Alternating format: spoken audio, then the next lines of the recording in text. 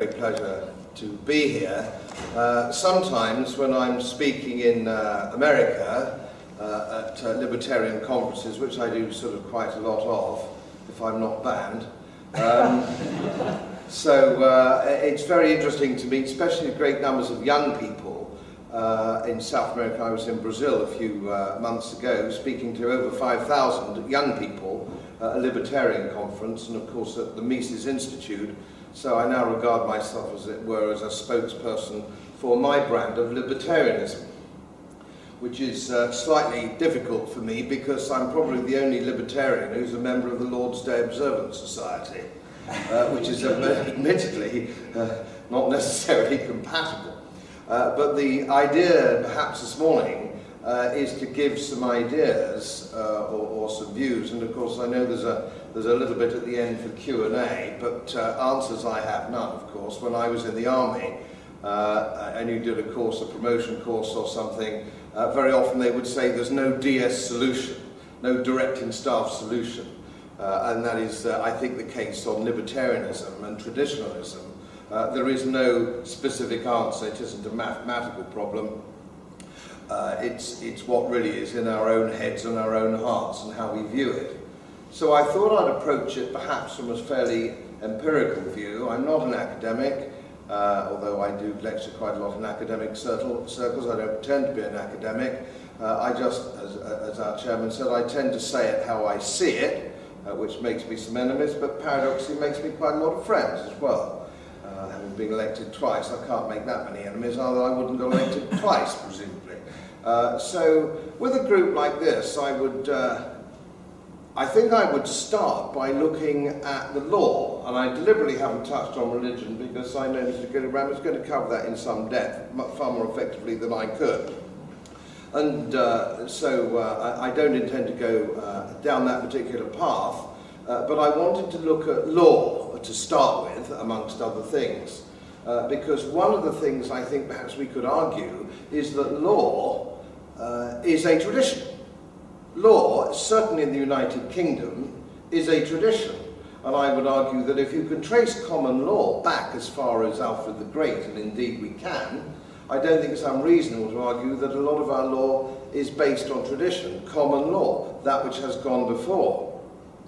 And of course, if you look at Magna Carta, which people are suddenly starting to remember exists, so we went a long time without hearing anything about it, and our Prime Minister, when he was on American television, seems to have never have heard of it. It's amazing what an Eton and Oxford education can do for you these days. I'm just a grammar school boy, so but even I could just about get a handle on Magna Carta.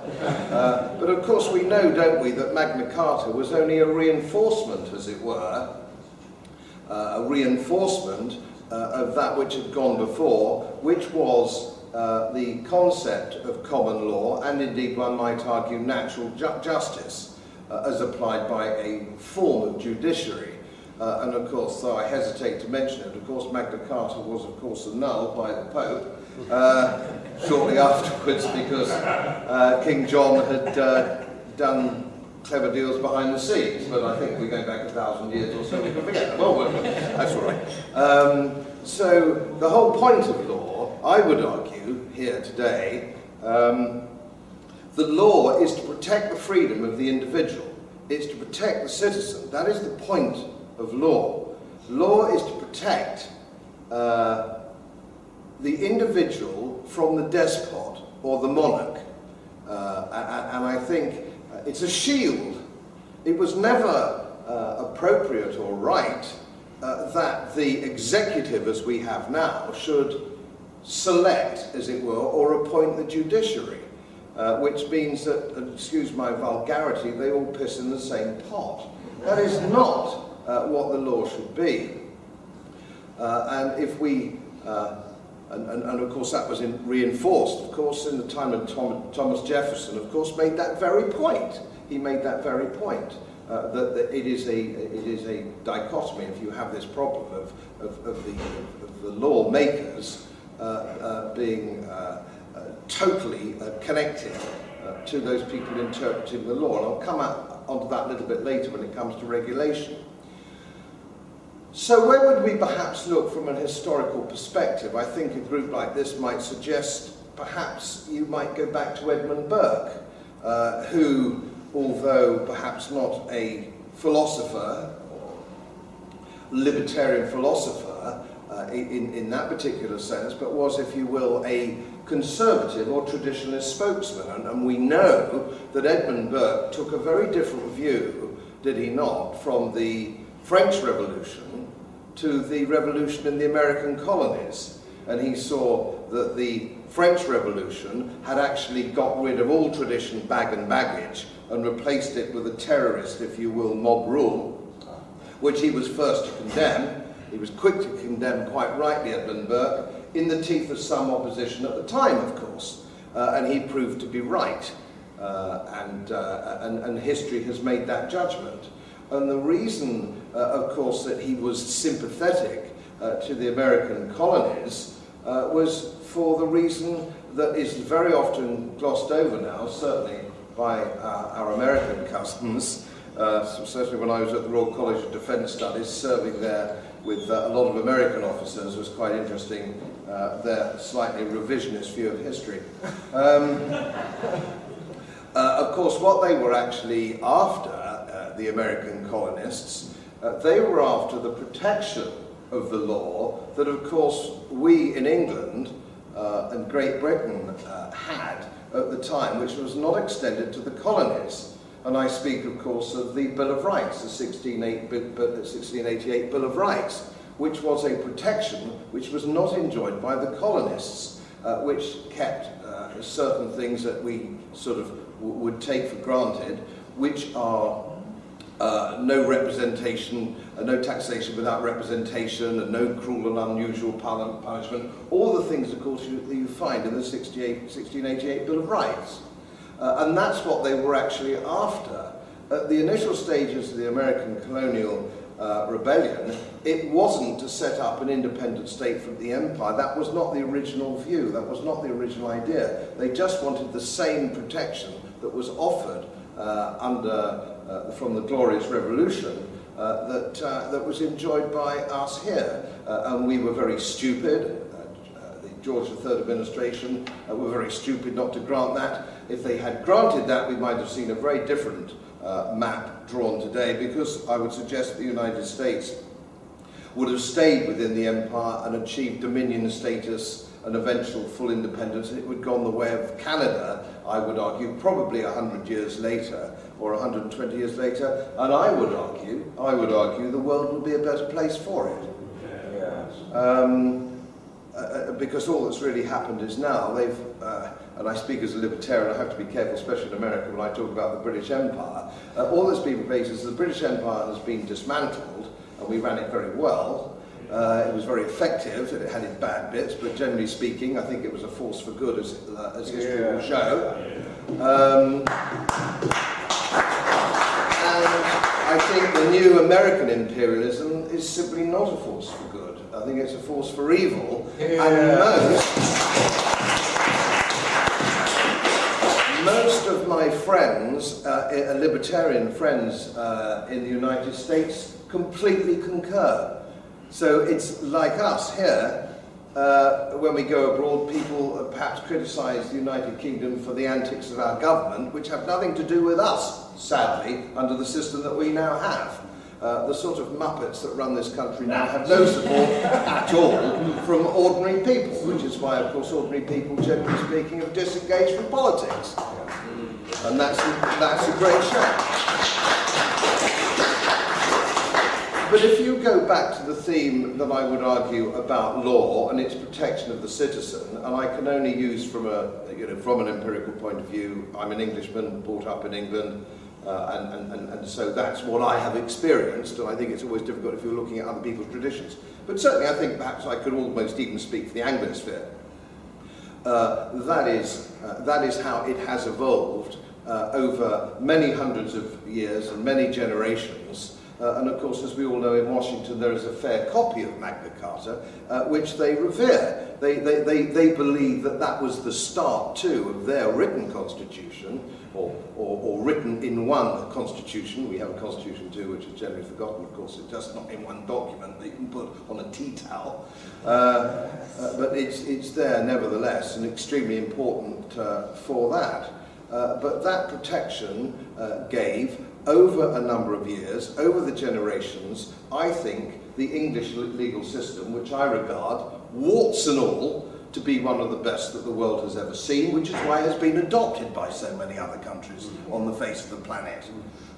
It's a very good system, and it gives us some fundamental principles of English law, which I regard, when I was doing my exams as a young boy in the city, struggling through my general principles of English law, which was written heavily on my soul, that there were certain principles which were immovable, as it were, and that was the presumption of innocence, which is extremely important, trial by jury, which of course came later and only in part, and I accept that was a very slow process, as indeed was habeas corpus, a writ of habeas corpus. This thing did not happen overnight, it didn't happen all at once, it evolved over hundreds of years. But it does mean that we had a system up to relatively recently, which gave you some fundamental principles. That's trial by jury, the presumption of innocence, and habeas corpus, and some of those fundamental principles, which I think are the rock on which a good legal system should be founded. And again, when I was studying at the Royal College of Defence Studies, I used to have to sit and listen to lecturers from Lancaster House, largely paid by the Foreign Office. Yeah. And if you have any doubt about it, the reason it's called the Foreign Office, just like Yes Minister, is it's because it represents the views and interests of foreigners. Otherwise they'd call it the British Office, wouldn't they? Of course they would.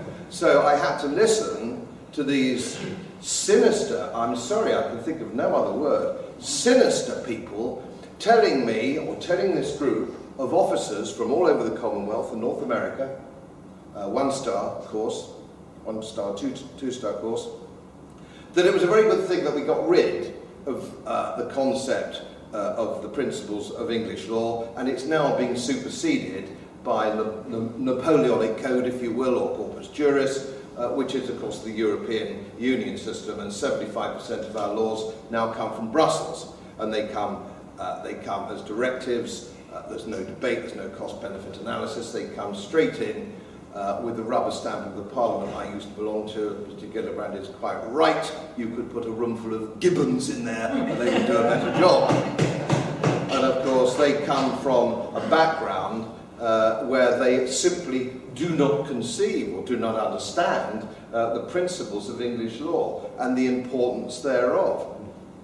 And of course, that it manifests itself in the European arrest warrant, which of course is a fundamental principle of this new European system that we have, this new Napoleonic Code, where you can be arrested for something in this country by a foreign policeman without prima facie evidence, without a magistrate's warrant, taken away without the protection of habeas corpus, trial by jury, or the presumption of innocence. And it's happened, and it's happening more and more. And when I asked this comedian from Lancaster House about that, he didn't like me, I don't think. I was trying to explain to the group who was sitting down there from all over the world. I said, well, this isn't true. He was telling us this. I said, well, that isn't true. You can now, under the European arrest warrant. And he waved his hand. He said, oh, yes, I know, but not many. That doesn't happen very often. Like, you could have a principle of English law which can be waved through because it doesn't happen very often. Well, you know, murder in Belgrave Square doesn't happen very often, does it? So, well, that's all right. There was one it just happened. It doesn't matter, it doesn't happen very often. The sort of people that we are dealing with, again, I go back to the Prime Minister, people who look like they've had the benefit of an education, but not as people in this room would understand it. They've ticked the boxes. You know, they've got their 2-1, they've got their job in the city, or they've got their job in politics, or whatever it happens to be. But it's not an education as we would understand it. Certainly not, I suspect, in this room. And that means that you give things away which people, these protections for the citizen or the subject, and they don't know they have. And we're talking about the teaching religion, teaching the Church of England, or certainly the Christian religion in churches, in schools, which personally I would concur with, that's by the by. But I believe that to be right. But I would also like to see, I would regard as important, possibly even more important, the fundamental principles of English law, which are gradually being taken away from the citizen because they do not know that they have them. And it's very easy to take something away from people if they don't know they have it. And I always use the analogy, if I'm speaking at universities, if you come into my drawing room where we have knickknacks from all over the world, most of which aren't really worth very much money, particularly the plastic gondola from Venice, but that could be alongside a silver snuff box given to me by great Auntie Betty. So it's all sort of scattered in all over the drawing room, you see. Well, my wife and I don't have a clue what's actually there. So if you wanted to palm any of that over a gin and tonic and take it away, it would be years before we knew that it had gone. And we'd probably never find out. And if we did notice, we'd go, well, I don't. When did you last see it? I don't know, 1958, I think we saw it. And then you move on. And I'm quite sure your houses are all the same, knickknacks all over the place, some valuable, some not. And you don't know what they are or where they are. But it's far more important that our youngsters know about the principles of English law. They know about these things, so they can't have them taken away. And I speak a lot at sixth forms, I speak a lot at universities, and most people have absolutely no idea what the principles of law are, or indeed how they're governed. I don't know how many times you've sat round a dinner party table, have you, and you get your woolly-minded liberal or your woolly-minded Tory who pontificates about how we are governed and how the government should do this and how they should do that. And if you then leap in and say, would you just like to explain for the benefit of everybody just how that works? Because I don't think everybody here, Freddie, actually knows how it works. Change the subject straight away, because he hasn't a clue. But it doesn't stop him pontificating about it, but he doesn't know either. And I am talking about sometimes men of my own age who read law at Oxford. They have no idea how we are governed at all. And if they don't know, how on earth is the man on the Clapham omnibus going to know? That wonderful man on the Clapham omnibus. And it brings us back again, if I may, to the protection of law, the legal system. Go back as far, if you will, Sir Edward Coke, you can go back as far as that to see an Englishman's home as his castle, and now every Tom, Dick and Harry from the council can walk in with some sort of chit, some little man from the town hall. He can say that an Englishman's home is no longer his castle, which I think is another fundamental principle of the English way of life. And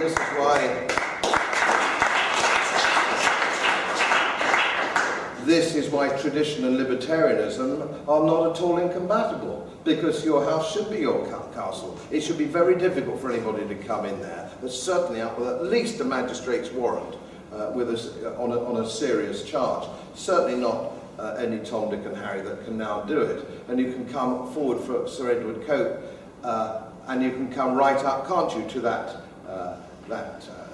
legal judgment in the 1930s when it was deemed to be, English law was deemed to be that which is judged fair by the man on the Clapham omnibus. And I think that's extremely important when it comes to natural justice, because I know we don't have omnibuses anymore, but we are all that man, or we are antecedents of that man. And it's got to be deemed to be fair.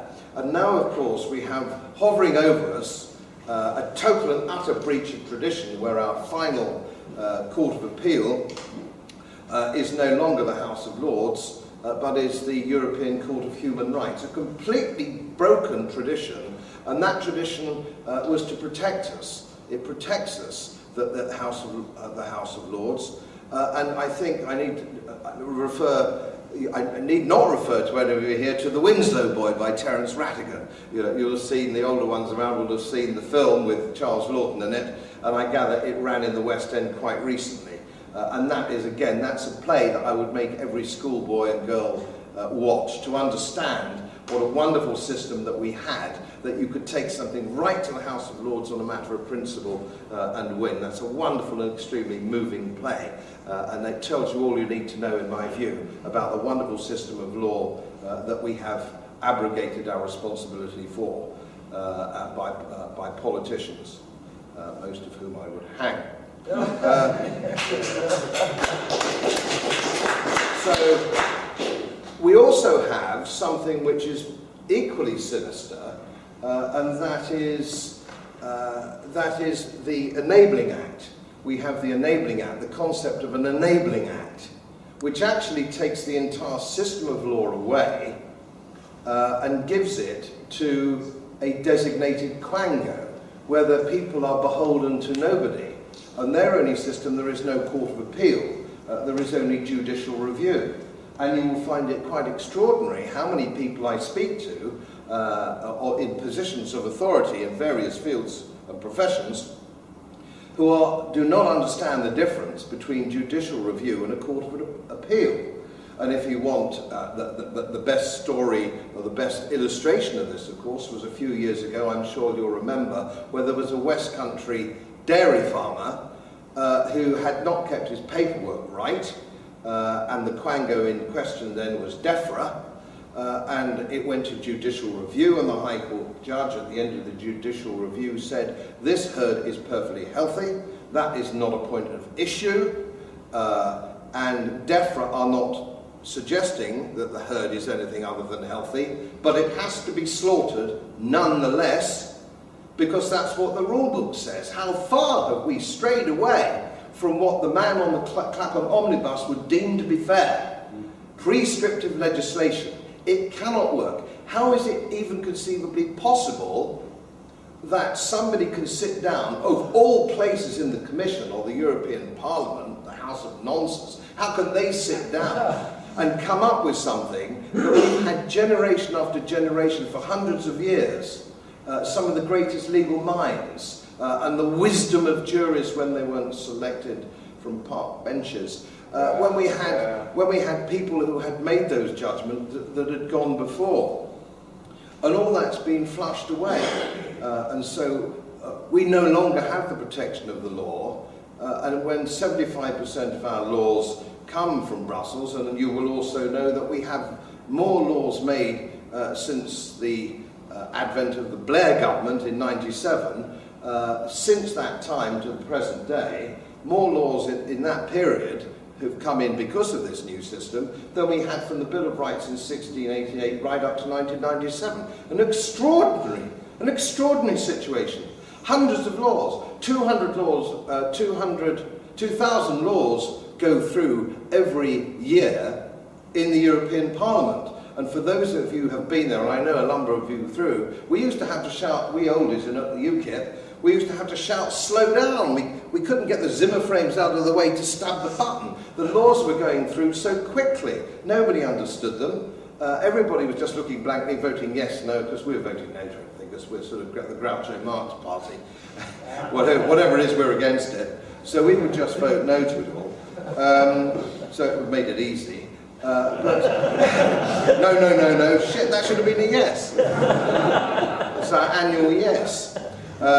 So for some reason. And so, you know, we have this complete mismatch of regulation and enabling acts. And it was interesting, from the Financial Service Act, I was the first, apparently according to the Daily Telegraph, the first man to be ejected from the Mansion House since John Wilkes, which I think was about 250 years ago, for actually heckling Lord Turner. And I believe in tradition. I do not like breaking tradition. I am a traditionalist.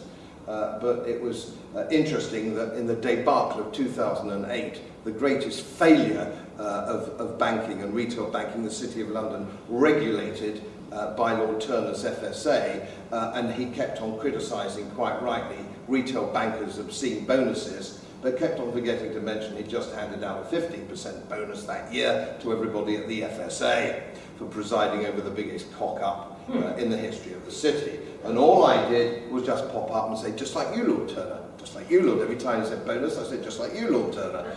Anyway, I hit the street. But they were not taking that day the broad, flexible outlook. It's interesting, these people like Lord Turner, the great and the good, in charge of their quangos.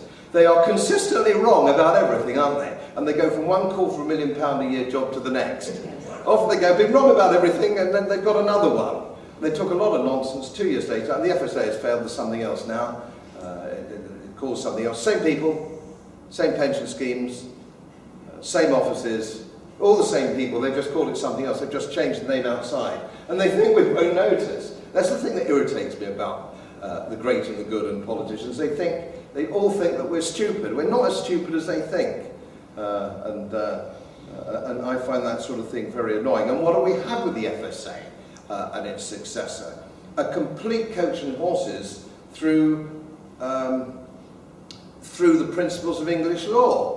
So what the Financial Service Authority has then, and they can now, its successor can do, is they write their own rule book, which is 4 million words long, 4 million words in the FSA handbook, which they write, which is subjective, which they interpret in a subjective manner.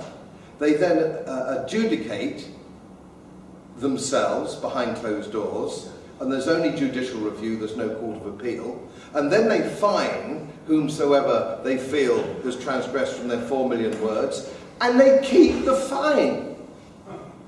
They keep the fine. It's now got to the stage where Neil Woodford, one of the great fund managers in the city, doesn't invest in banks at all, because the whole system is rogue. The whole of the FSA, the whole regulatory system has gone rogue. And I was the first politician, actually, while I'm on the hanging subject, I was the first politician in the Parliament to call for hanging a few bankers, because it concentrates their minds wonderfully, I think. And I suggested, but of course, what actually happens is, and the concept of, try not to digress too much, it's a hobbyable subject of mine, fractional reserve banking, which is, you know, when they lend you money that they don't have. If you go back to America in the mid-19th century, that was illegal, and you would hang for it. And now, of course, they've got a whole multitude of rules and regulations, which, of course, are a shield. They're a shield for rogue bankers, because they say, you can't hang me. I ticked every single box in the regulatory examination just last year. And so they can all walk away, where if you took them, if you took some of these scoundrels to an old-fashioned court of law and a proper court of appeal and a proper jury, these characters indeed will at least be incarcerated, and that I include the central bankers who are just as bad. I'd lock them all up. So it isn't just about retail bankers, it's about central banks and their political masters. The whole damn kit and caboodle. And it comes on to money, traditionalism, libertarianism. Money, one of the most liberating things, as von Mises,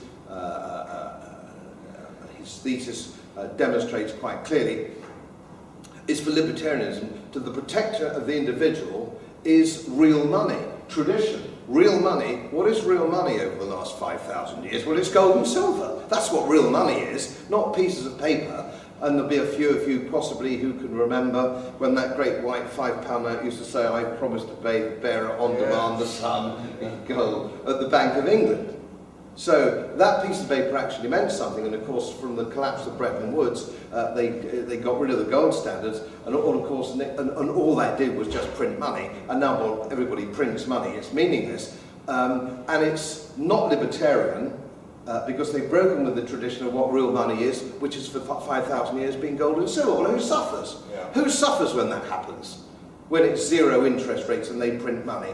Any of you who've worked and saved all your lives for retirement are watching their savings be washed away, and no interest on your savings, annuities are worthless, and this affects the ordinary diligent man. If you're in debt, of course under the modern welfarism, you just walk up and say, well no, I'm sorry, I've boozed it all away, and I don't care, I'm 65, gimme, the state gives you. If you walk up to them and say, well, no, I've been quite prudent actually, they say, I'm sorry mate. And when I was in the Territorial Army, it was quite interesting. I had guys who were quite miners, I commanded a squadron, a mining squadron, throughout the miners' strike, incidentally. They were all miners in South Yorkshire, which was an interesting experience. But they were, when they got eventually their gratuities, or they got their pension or their lump sum gratuity, they would spend it on world cruises, on going on P&A cruises. And because they would say to me, what you've got to understand, sir, is if I keep this money, we don't get anything. We don't get them. We go, we have to pay the rates, we have to pay this, we have to pay that. We don't housing benefits, whatever benefits they might get. So we've got to blow it. And so they blew it. And the most fiscally responsible thing that these people could do was to blow the money. What kind of society are we running? What kind of society are we running here? And that's because we get away from the tradition of rewarding thrift, which is a tradition. And the tradition that we used to have of friendly societies in the 19th century. Friendly societies and mutual societies have all been blown away now and the state's taken over. And with their regulation, as again von Mises says, you cannot regulate unless you have perfect knowledge of the market. You must have perfect knowledge of the market, which is absurd. How can you have perfect knowledge of the market to regulate? So you then have people, and I've sat through economic committees in the European Union, where you get Danish housewives pontificating about regulating hedge funds. Yeah. I mean, bless them, they've got cotton socks, they haven't a clue. And I was 40 years in investment in the city, I've got a bloody clue either. So she certainly didn't know. So you get all these nonsenses, and of course winding up on the military, a tradition that we had, of course, in the military, and the military, ex-military of you, and there will be some. No, we used to have the court-martial system, which was got rid of because of our membership of the European Union. Now that was a very good tradition because it protected the individual. The court-martial protected the soldier. Because he'd go into his CO, and we knew that he'd been a scallywag, he'd be naughty, he'd nick something in town, whatever it happened to be. Will you take my judgment or will you go for a court-martial? Soldier would always take your judgment because you knew him. 2 days' pay, ride to barracks, whatever it was, march him out Sergeant Major, and that's what we used to do. If he felt strongly, or it was a more serious charge, you'd go for the court-martial. So he would be judged by his own, his peers. Ringing any bells here? Court-martials were actually judgment by the man's peers. And that was right, and that was tradition. It protected the soldier. Nowadays, the soldier can now have been imprisoned because of a split-second decision he made in Northern Ireland. He pulled the trigger if he thought his life was in danger. And he's locked up like that poor sod from my constituency in the Para Regiment. He made a split decision like that at 18 years old. You try being on the streets in those days. Some of you might have been, I can tell you. Split-second decisions sometimes you had to make under those circumstances. And you can find yourself in prison under court-martial. You couldn't do that. My first experience of this was when I was commanding a squadron in Doncaster, and this little man came from the council. He was elf and safety. Anyway, he came in with his little mill board, and he looked round everything. He came into the officers' mess. And he found, as it was a Monday morning or something, and he found all the fish and chip papers in the officers' mess, because Friday night, fish and chips, whole group, look at it, get out for the weekend. You see, that's been doing it since they invented fish and chips. Anyway, can't do that, because Health and Safety said that was a danger. You know, that was dangerous, and we had to stop doing that. So anyway, I had him frog marched off the premises. And I told the Sergeant Major, I said, if I see him again, you have my full permission to give him some rifle butt. We never saw him again. What a surprise. And I think if more of us stood up like that and said, no, on your bike, if more of us did that, they can't arrest all of us, for God's sake.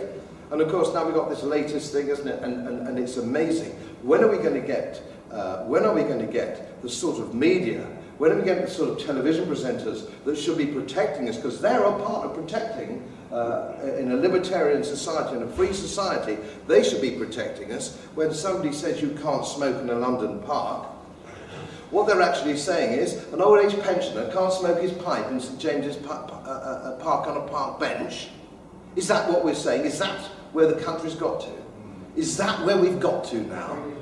And nobody said, is this the role of government? Not one single interviewer said, is this the role of government? It was, you know, can you catch a lung cancer from somebody sitting the other side of the park smoking a pipe? They were the questions that were asked.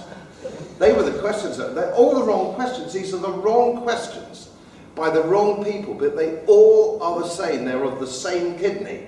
Your TV presenter, your political journalist, and your politician. They are all the same. And they're not libertarian, they're not traditionalists, they're not anything. They're not anything. But I do leave you with the thought, I don't believe for 1 second that they're not compatible, because I believe libertarianism and traditionalism is the protector and the father of libertarianism, and it doesn't matter how far you go back. I think it works, and it works for us all, and I think we're all on the same side.